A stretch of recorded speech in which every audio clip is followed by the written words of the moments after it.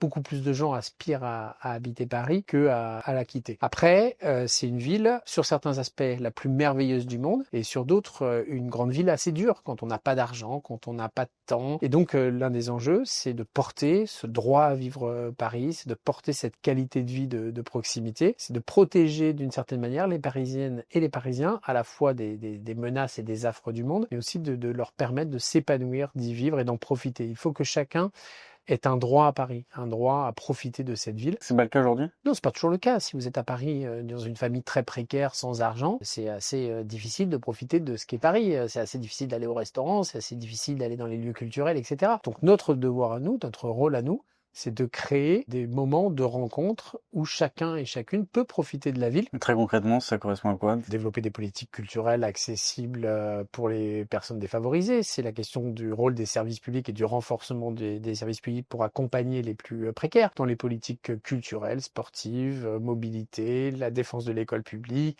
les services de santé. Paris, c'est une ville magnifique et elle doit l'être pour tout le monde.